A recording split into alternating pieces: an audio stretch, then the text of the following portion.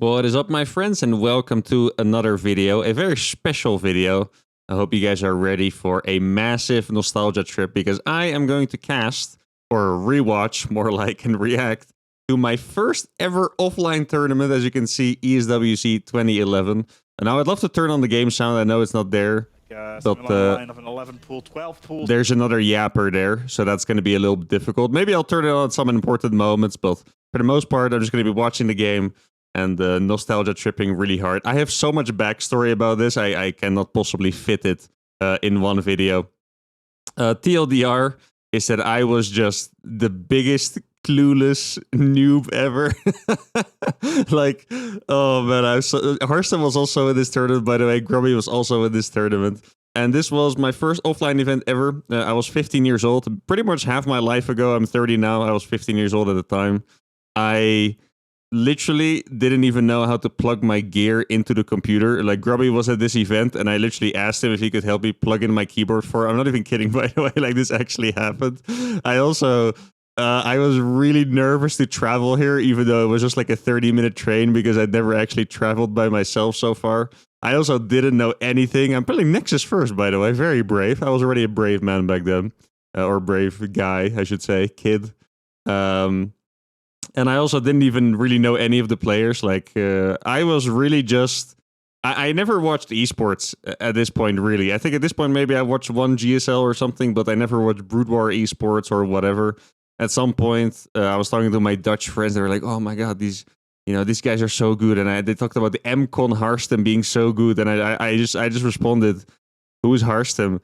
And they would respond to me like, "Haha, you're so funny and edgy, man." You know, like, they're sarcastic. But I literally had no idea who any of the players were. I think the first time they asked me if I was going to watch the GSL finals, I also responded, "What's the GSL?" Because I literally didn't know. For the people that still don't know, that was the biggest tournament at the time, the biggest Korean league. So I was there as a completely clueless 15-year-old. The only reason I was here is because there was a guy, I think his name was Daniel, and he was from DN Gaming. I think what he did is he scoured the ladder just looking for like Dutch flags. That's I don't know how else he would have found me. And he just messaged me like, "Hey man, you want to join my team? And there's a Dutch qualifier." And I'm like, "Okay, I guess I'll play it." So I played the qualifier.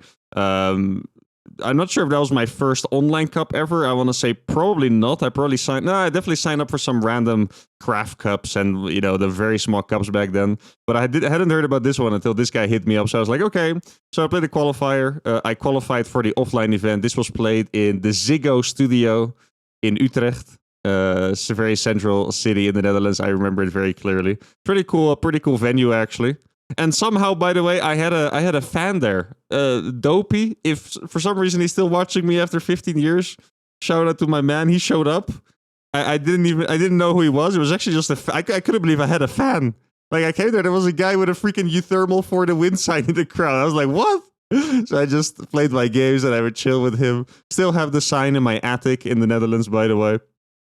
And yeah, that's pretty much the TLDR of how I got here. This build looks so freaking bad, by the way.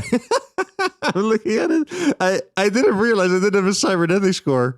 Nexus First Forge double gate cyber core. I mean, it could be worse, honestly. At this time, I still know some context about the game. I was a full-time Protoss player, by the way.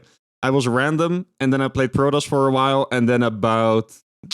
I think this was October-ish. I think in May 2012, I switched to Terran, I believe. So I played Protoss for about a year after playing random. Now, what is this? A 5 slow zealot move? I mean, this is kind of fascinating, honestly. A 5 slow zealot move. Do I have +1 for this? Or am I just having fun? I think I'm just having fun with this one. Okay. Also, you guys might not recognize my opponent here. You can see that he is in a clan, which might not look familiar, but that is the actual Razor. Now, this looks like a terrible fight. I'm about to trade 5 zealots for a spine crawler. Not my best moment ever, that's for sure. But he was in an actual big team, Serious Gaming, I believe it's called, sponsored by Razor, and he was the favorite to play in the final against Grubby. Top 2 of this event would qualify to the World Championship in Paris, which was very, very cool. My mother was already getting anxious, like, oh my god, are we going to have to send this clueless kid to Paris by himself? So it wasn't. I remember that because I wasn't 16 yet, my parents promised me that I could have a beer if I qualified. Like, that was my reward for qualifying. I remember it very clearly.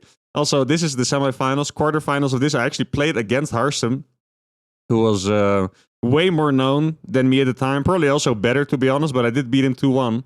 So that was cool. And I guess that was the start of...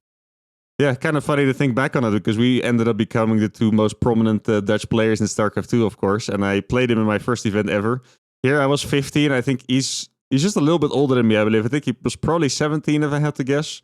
So yeah, for me, this is like an absolute Omega nostalgia trip, by the way. I love all of this. Looking at these builds as well, we're playing on freaking Tal'Darim Altar, which is an Omega map. It's massive. The maps back then were crazy. My opponent's playing 2 base Muta, and I think I'm playing 2 base 8 gateways, if I saw that correctly. I was making a lot of gates. Back then, every warp in was a fast warp in, by the way. You could warp on the high ground as well.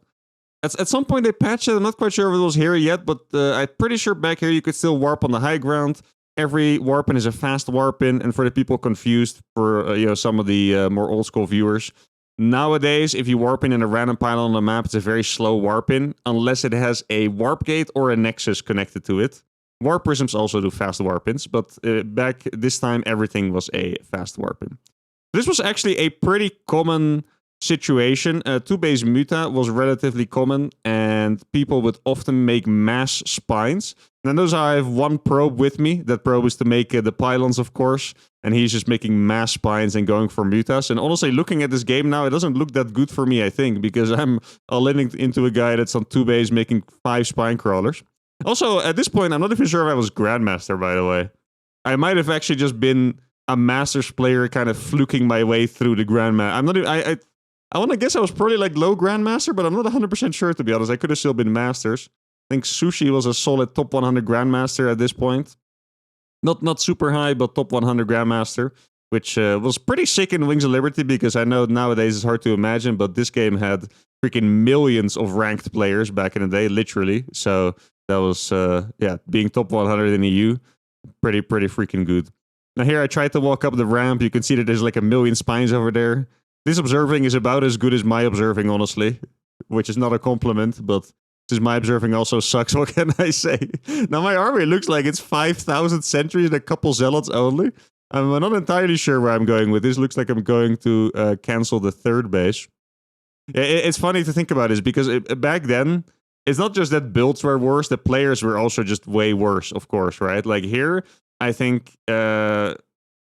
it seems very clear to me that he could probably just fly into my base and kill all my probes, keep making more spines, and then he would be okay. But instead he's staying at home, and it's very comfortable, because I don't want to warp in units at home, right? Like, this is terrible. Now, it looks like I'm getting attacked on the middle of the map. There's a million... I'm looking at the minimap right now. I'm literally casting this from the minimap because the observer's just not looking. I saw the Zerglings going in, yeah, exactly, and they couldn't get through. So I could tell that I threw down a million force fields. If you want to look at it again on the minimap, let me go back for it. You can very clearly see it here. The links are going in on the minimap, and then you see that they get stuck. Like, there's an invisible wall there, right? You can see it on the minimap very clearly. That's a million force fields right there, and judging by the supply, it was a pretty good fight for me.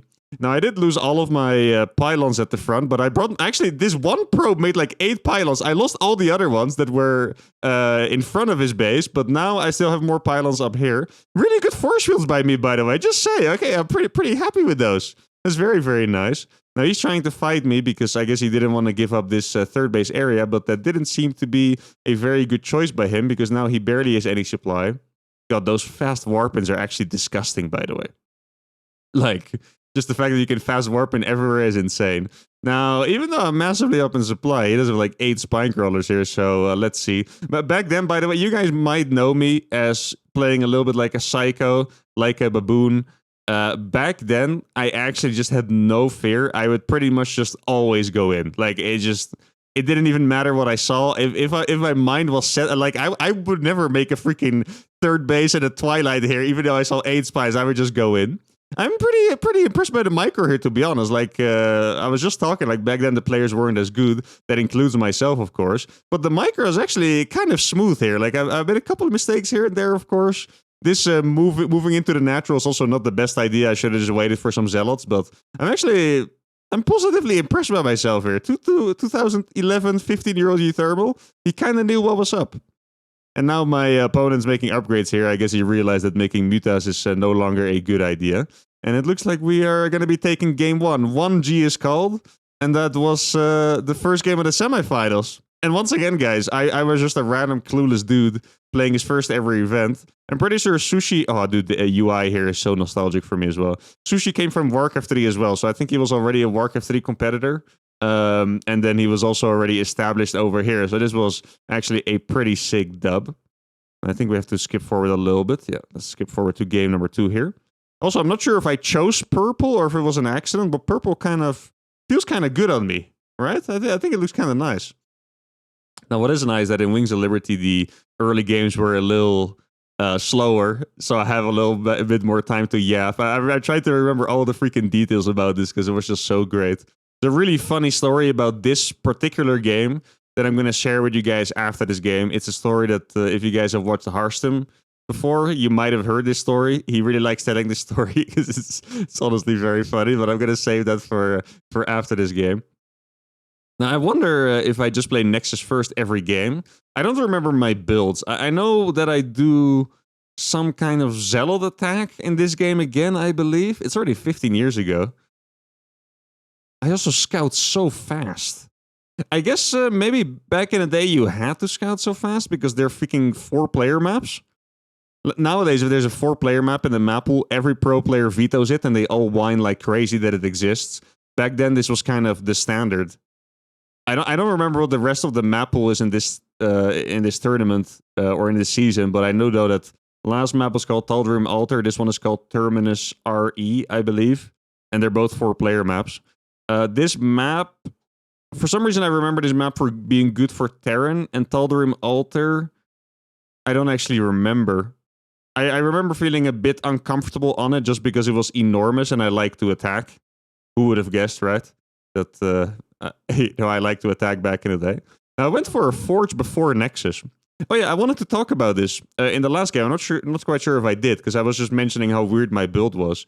Back here, Forge Expand was actually the golden standard. Gateway Expand actually didn't get invented until later. Right now, if you play Forge Expand, you've basically just lost. Like, it's just not as good, right? You have to play Gateway Expand in PvZ. Back here, Gateway Expand was not just considered worse, it wasn't even really a thing. I believe it was 2012 Naniwa against Dongregu quarterfinals of GSL where it actually became popular. He started Gateway Expanding, looked very strong, became more and more popular, and then probably a year later, or maybe less, no one ever Forge Expanded again. It's also very notable, by the way, that he is early pooling. I didn't remember that was a thing. You guys noticed that in the last game, it wasn't a 12 pool. He played like a 14 pool or something, right? And I am apparently very scared of it, so I guess it's scary. I mean, I have a cannon, so I would think that I'm chilling. I imagine that perhaps I'm afraid of Banelings, maybe? Like, back in the day, the naturals were so wide open that... Ravages didn't exist, by the way, so cannons were actually really good defense. Nowadays, since Ravages exist, it's completely gone. Even before that, chaostv.nl/YouTube. Kind of wonder if that still exists right now. Be careful if you open the link, guys. You never know what happened to it.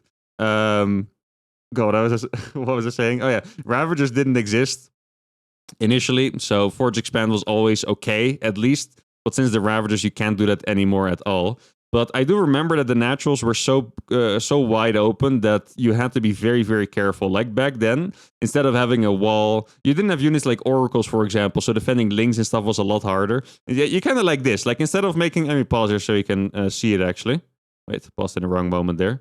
Yeah. So instead of having like a wall off over here in front of the natural, you would kind of do it like this. You would wall off with your Nexus and then build cannons behind it. Like this looks like the base of a gold leaguer for today's standards, right? But back then, this is just kind of how you did it. If you were insecure about him attacking you, you might have to make another cannon. If they would have gone for an even bigger attack, you could have made like up to 5 cannons. Like it's something that you would never see these days. Like maybe in Gold League, maybe not even, but that's what it looked like these days. You would kind of wall off with the Nexus instead of walling in the front of the in the front of the natural. Basically, you see, there's a third cannon as well. And this is so fun. I'm making a third cannon, and my opponent's making a spine.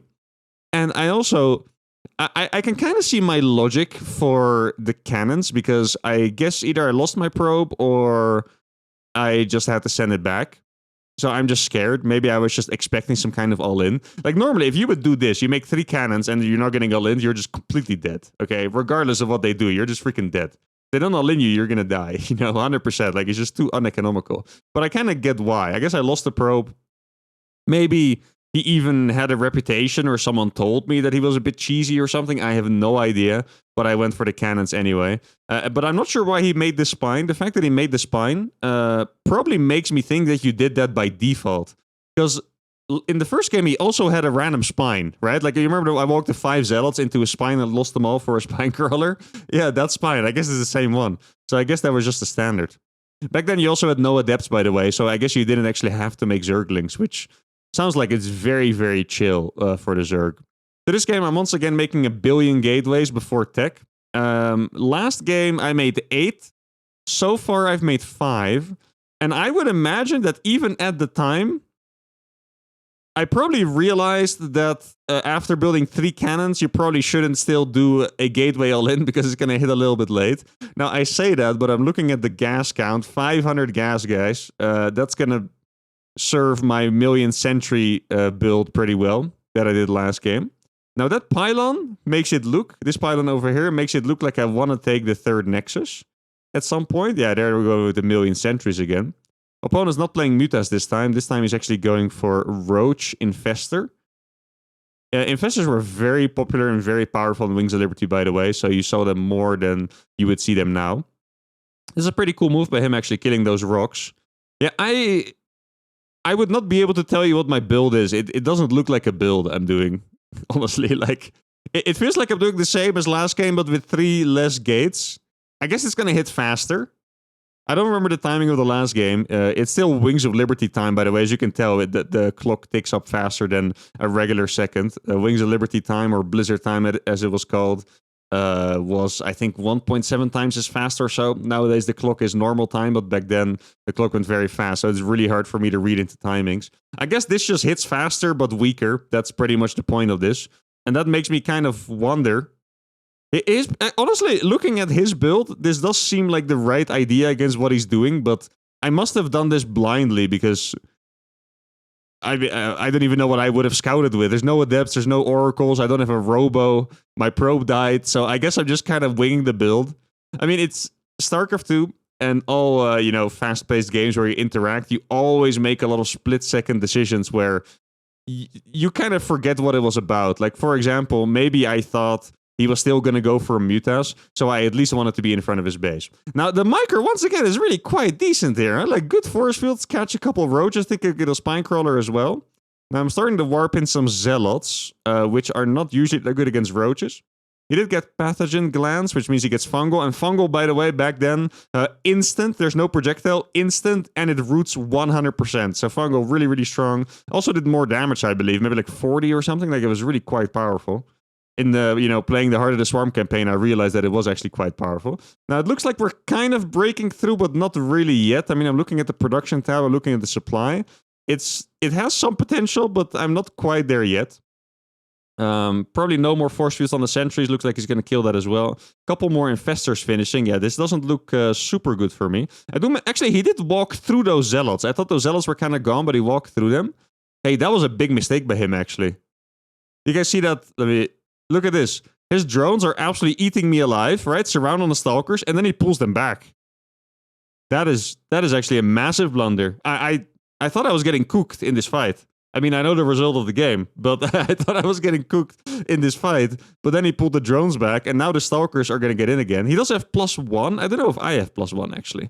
I would love for this observer guy to click on my stalkers or something. Dude, I mean, looking at this, there's a very realistic chance he lost this game just because he pulled those drones back. And how does this work? What a crap build order. Forge expand, 2 cannons before Nexus, I believe. Triple cannon, into 5 gate instead of 8. And somehow, I guess back then, micro was also my specialty for my entire career, by the way.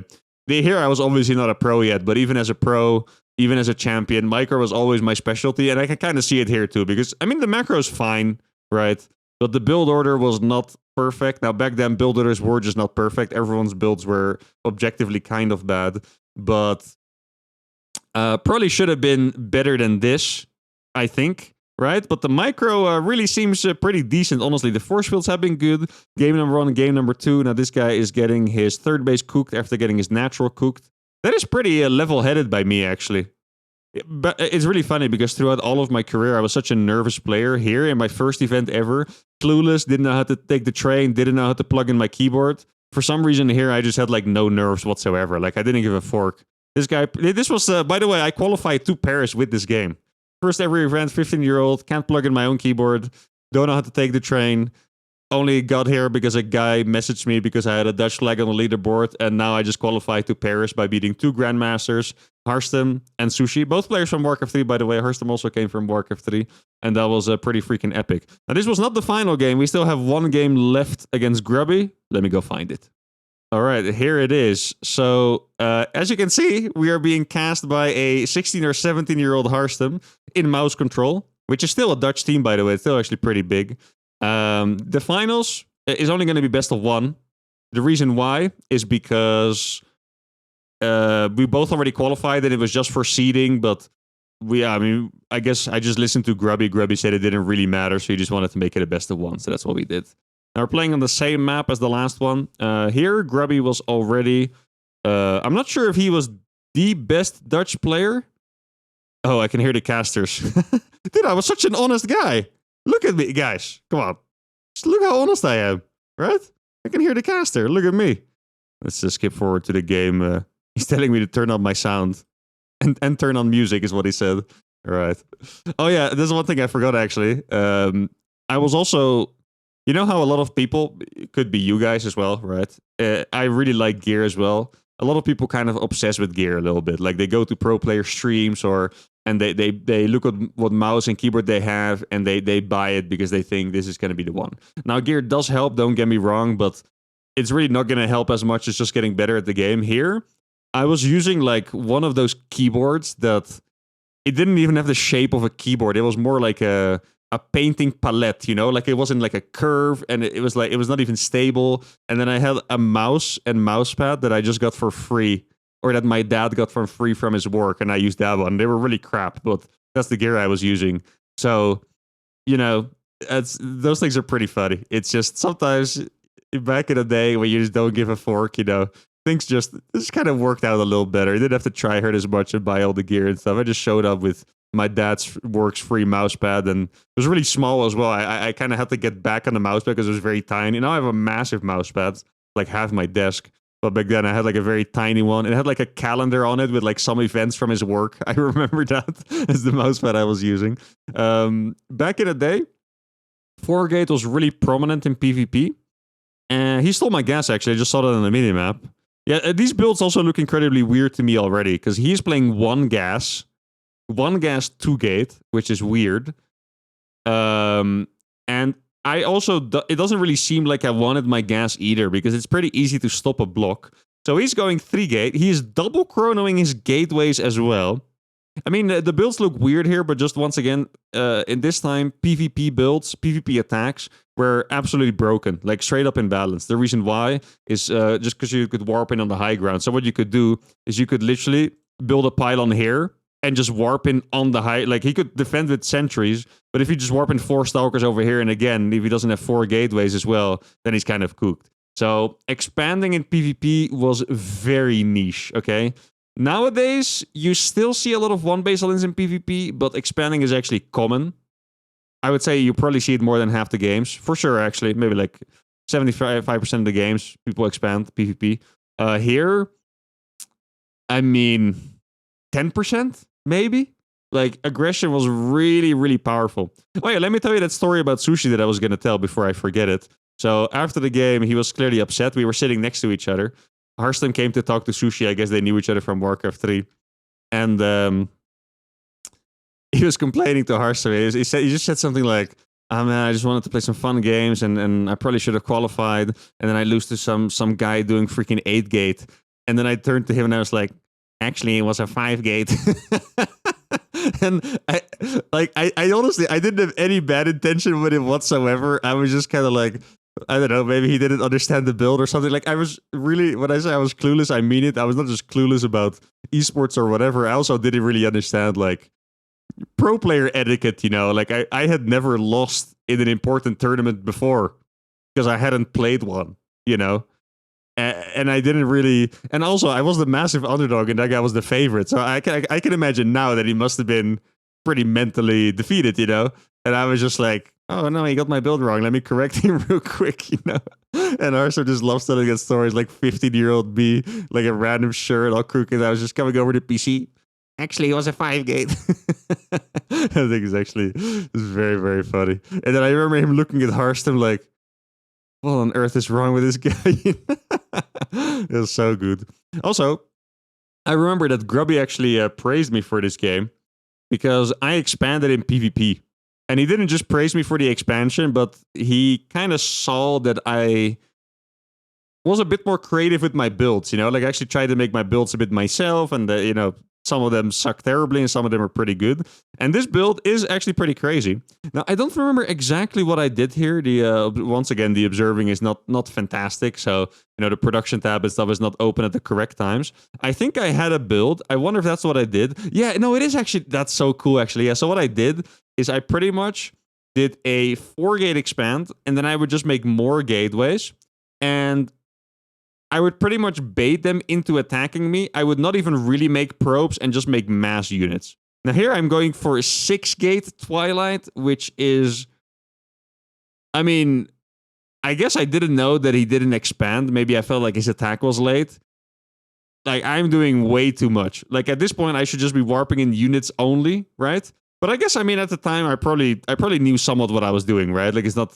Once again, I was clueless, but I wasn't terrible, you know? Like, I got some wins on the ladder here and there, right? I mean, I just qualified for the freaking World Championship in Paris, ESWC 2011. I also have fun stories about that event. Now, he has Blink already.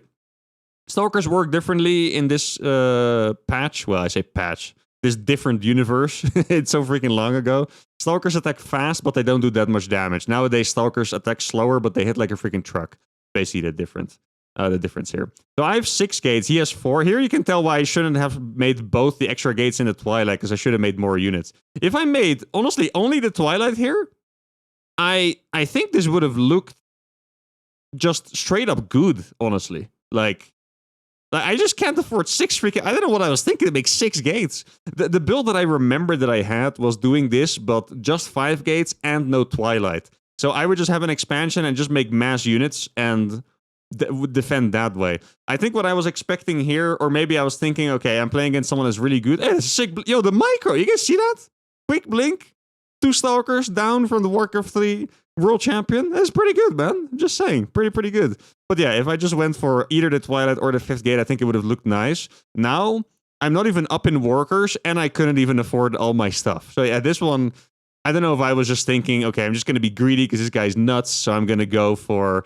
I'm going to go for just something a little greedier. Hope he doesn't attack me. Maybe I already thought the window for attacking was over. Very possible. Obviously, it's all very meta-dependent. I don't know if his build was meta or not, right? Maybe I thought since he was the favorite, he would prefer to be a bit more defensive as well. Like, I had no idea. But that's the state of the game right now. I love how just... I go into it so hard. You see, every time he even shows his face, Guardian Shield button, blink forward. Like, I love it. Like, I'm so vicious here. Like, I'm not saying they're good moves, but it's very...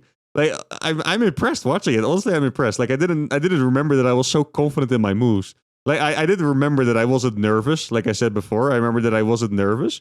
But I didn't remember that I was so freaking viciously confident in my moves. Now, making a forge here. His +1 is already on the way. Oh yeah, but the main thing that I remembered about the main event, by the way, in Paris, is that it was like... Honestly, the conditions at that event were pretty terrible.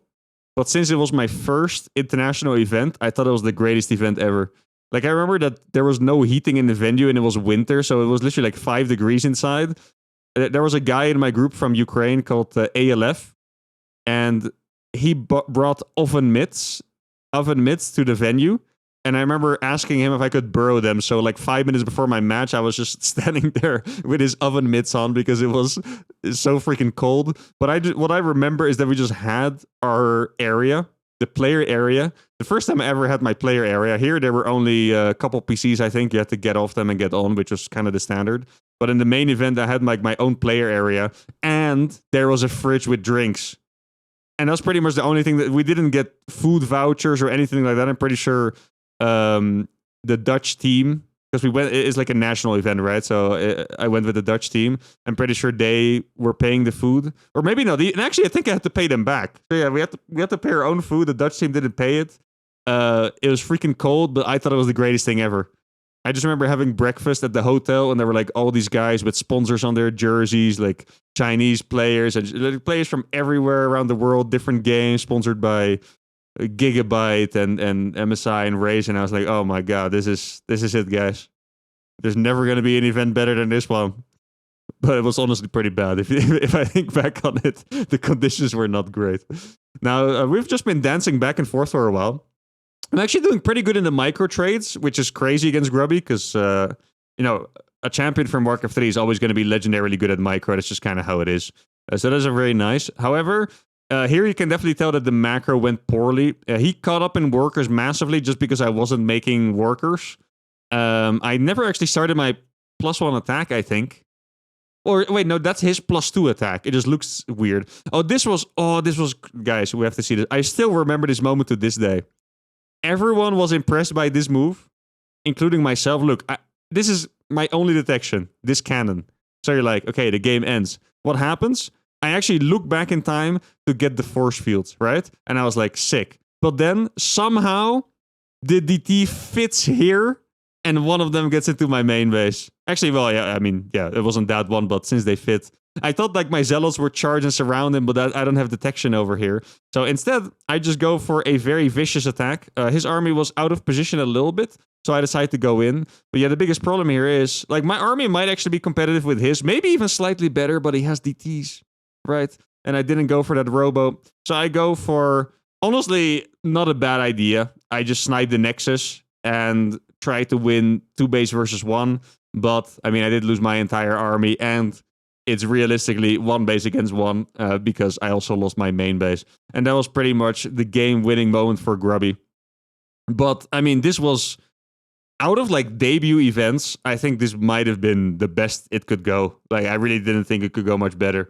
With everything I've told you guys, how clueless I was, how crappy my gear was, how unaware I was of esports and everything. The fact that I beat Harstam and Sushi, 2 solid Grandmaster players. Actually, I'm not quite sure if Harstam was Grandmaster back then. Yeah, Grandmaster back then was actually pretty tough. Like, honestly, to be Grandmaster in a game with millions of players, it's harder than to do it now, you know? So you could also be a really good player without being a Grandmaster back in the day. Nowadays, that's... If you're not, most good players are probably Grandmaster, I would say, at least if you go by the standards of pros. But back in the day, some really strong players were also not Grandmaster. And here I was trying to get the best fight possible, Blinker to the low grad to snipe the sentry, but obviously he has way too much stuff. And that was it for my tournament. But yeah, really fantastic event for me back then. Qualified for freaking World Championship when I was 15. That is now almost 15 years ago. Okay, my first World Championship, that's freaking crazy. Half my life ago, basically. Now, I do want to listen a little bit to some, I think you guys might... So well played by Grubby. Look at the Harstam voice. I still can't believe he managed to get those 2 D line. He's so squeaky compared to now. Single saturated. That's the other guy. Fast mineral line. So well played by Grubby. I still can't believe he managed to get those 2 DTs. That's great. It's funny because I remember that this guy... it was kind of standard back then, but his commentary, he didn't really know much about the game. So I think Harstam was there. Well, it were 3 DTs, right? No, there were 2 of them. He still sounds kind of shy. It's so much different than how we know him now, right? Like, he's a very confident guy. Strong voice, it's great. But that was it for, reminiscing my first ever tournament. Hope you guys enjoyed this. For me, massive nostalgia trip. Main event, by the way, I think I ended up doing okay, actually. Obviously, I wasn't favored because they were full of pros, right, the event. I think I ended up going 2-3 in my group. I beat a pro player, actually, Dignitas Merge back then, who didn't shake my hand, by the way. Still remember that to this day. I was just a pleb. I think I might have just turned 16, and actually I was still 15 at the time of the event. I wasn't allowed to go to any parties there, I remember that. I beat a pro player, albeit with some dirty tactics. I think it was Proxy Void Rain, something else. Didn't shake my hand. I beat another guy as well. I beat a Ukrainian Zerg. It was a really strong Zerg, by the way. He qualified in the European qualifier, so that was obviously way more impressive than just the Dutch one, I guess. I beat him by playing fast expand into fast third base at the gold in the middle of the map on Antigua Shipyard into like 15 gate charge loth.